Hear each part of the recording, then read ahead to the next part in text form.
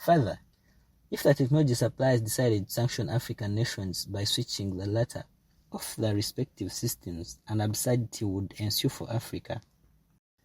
The fish out of water analogy best explicates the state in which African system could be left in case of a major disruption by or at the technology suppliers' end. Generation X, which was closer to the digital age, watched on while the boomers were driving the nations to static zones. The said young brothers to the boomers never prodded for the development of own technology, thus the abounding tech reliance on the imperialists. The aforestated reliance closest to the vital arena of medicine and medical research inter alia. As such, Africa relies on imported medicine dangerously from those scrambling for her resources. Regardless of Africa's naturally growing hubs, the aforestated generation still watches on why their children queue up for foreign supplied vaccines. With vulnerability in the aforestated vital industries, African nations cannot get themselves out of the imperialist palm. There is also imprudent budgeting and resource allocation. The vastly available resources and huge African budgets have not been leveraged to foster technology development. Rather, the minerals for tech industry are under breakneck speed exploitation. In most African jurisdictions still run by boomers, budgets are concentrated on unstrategic and in some cases wasteful expenditure with the sole aim of ingratiating with the electorate. The boomers, elite young brothers, never push for adequate funding to the fields that would enable the achievement of the indispensable technological independence. The latchkeys may rubber stamp the aforestated budgets, as long as the latter source of brick and mortar remains untampered with therein. Thereafter, minions to the ruling class turn to adulating the crafters of such irresponsive budgets, oblivious to the fact that there are no winners in a sinking boat. There is unforgivable complacency. World powers continue to engage in the nuclear weapons race. The world's entire nuclear arsenal, upon detonation, has capacity to obliterate the world or substantial parts thereof. As such, the world is seated on a nuclear volcano. In utter generational betrayal, the budgets passed by African legislatures do not attempt to address our own hand or in any way. They are not alive to the possibility of a nuclear war. The aforestated nations are oblivious to the need for building on technology that would counter or at least ameliorate the effects of a probable nuclear war. Upon not questioning such budgets, benefit for the emitters.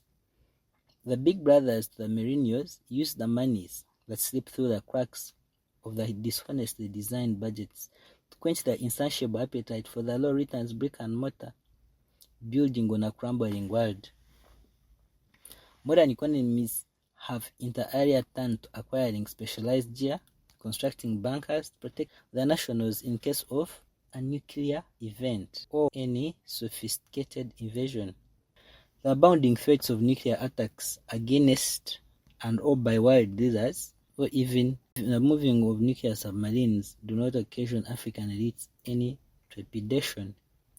Relying on the presumed good character and rationality of leaders to the nuclear powers constitutes regrettable complacency. Some nuclear powers are unaccountable. The United Nations and their respective international laws have proved their incapacity to check acts of aggression by world powers.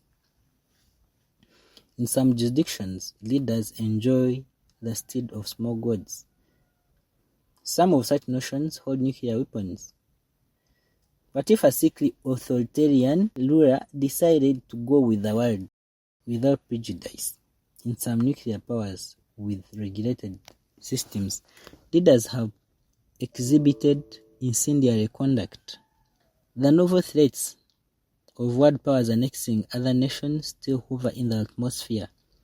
The unprecedented pronouncement of nuclear submarines movement occasions panic and consequent warheads positioning by the threatened powers.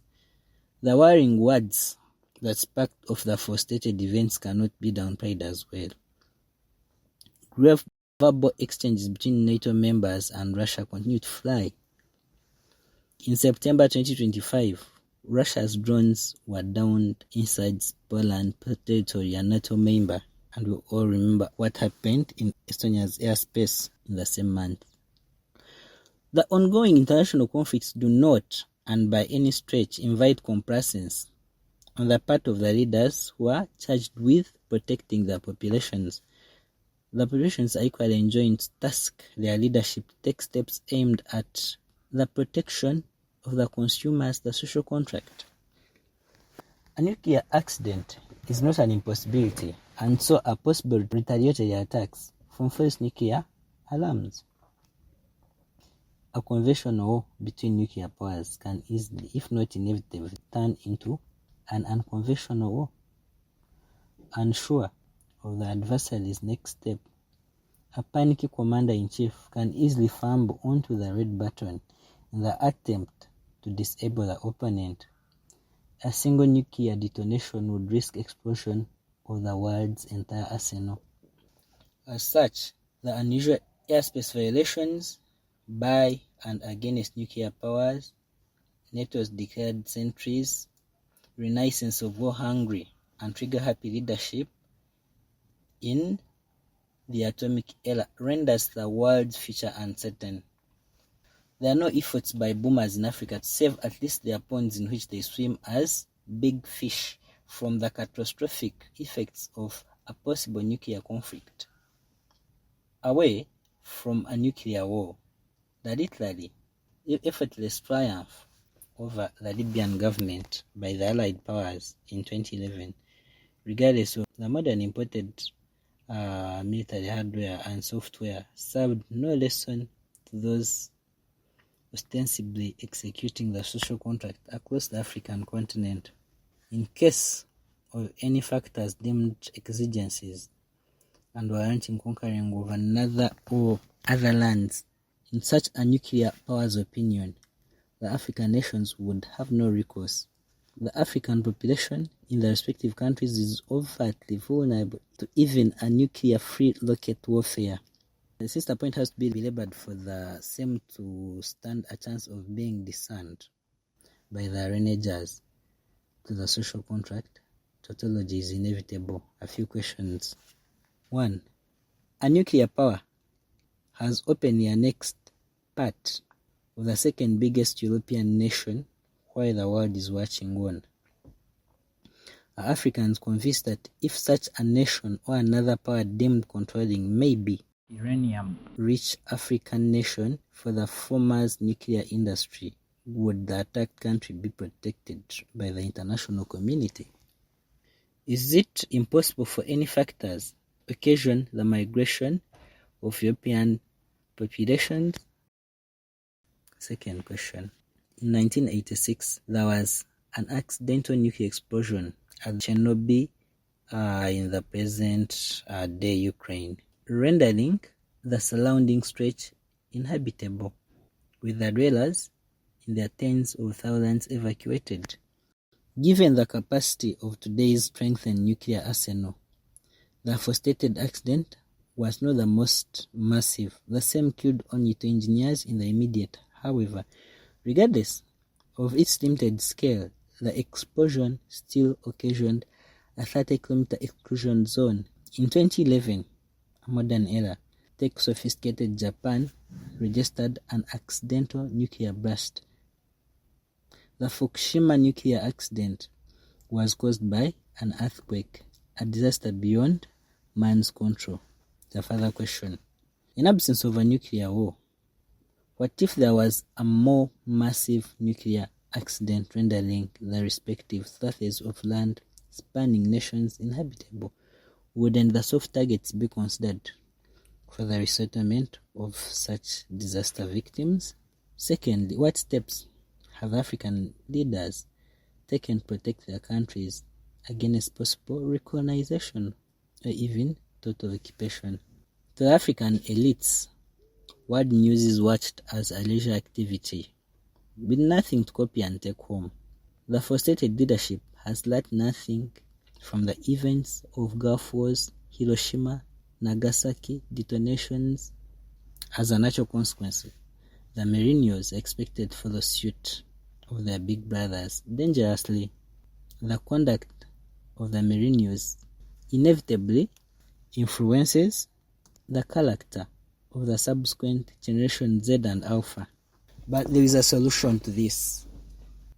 In some jurisdictions, younger generations have risen up to challenge the status quo.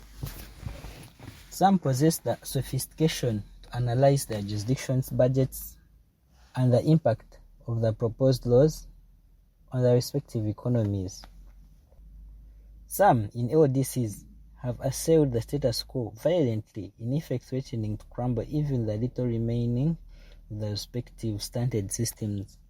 The solution is comprised in rejecting the myopia that threatens to throw Africa back not to colonization, but into possible occupation, enslavement, and or even decimation.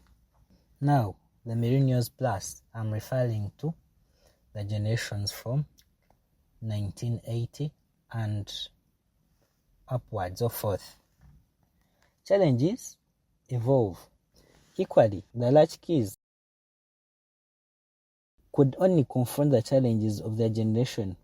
The millennials were born in the digital era and are reasonably positioned to appreciate the source of the present predicament. As a natural phenomenon, the aforestated cluster is steadily ascending into leadership positions.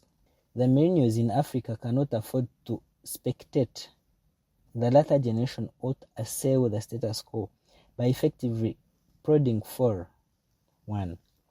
Development of own technology. Technology development, as opposed to reliance on the foreign technology, would lower the vulnerability of Africa. Leveraging the available natural resources and human resource, the developing nations have capacity to develop their own technology systems. Africa has a number of minerals which are used by foreigners to manufacture the tech equipment which Africa imports in turn. DRC, that is Democratic Republic of Congo, boasts of the world's largest cobalt deposits. Rwanda also ranks among the world's top producers of the aforestated mineral key in manufacture of computers in the area. Africa harbors dozens of other minerals key in the manufacture of tech equipment, sophisticated weaponry, interceptors, and strong bunkers in the area. The aforestated resources are either unexploited or are being plundered to Africa's detriment. In the same vein, Africa should push for development of own medicine as well as equipping her hospitals to counter any biological attack. We need construction of bunkers, and the same calls for immediate rebudgeting across the African nations. The vast resource wealth can afford the construction of fallout shelters by African countries, protect against vaporization and radiation from a possible nuclear explosion. The construction of the forested shelters in the US commenced in the 1950s, 70 years after African nations cannot claim lack of capacity to construct structures for survival of its populations. The African budgets focus elsewhere, regardless of the many hours spent by the ruling class behind their room-sized TV sets watching world conflicts. Their respective nations have not even budgeted for at least protected spaces in concentrated centers. The monies to acquire guzzlers for the class-dominating leadership never lacks in African budgets. The resolutions for borrowing to purchase the frustrated land cruisers are normally, annually, passed unanimously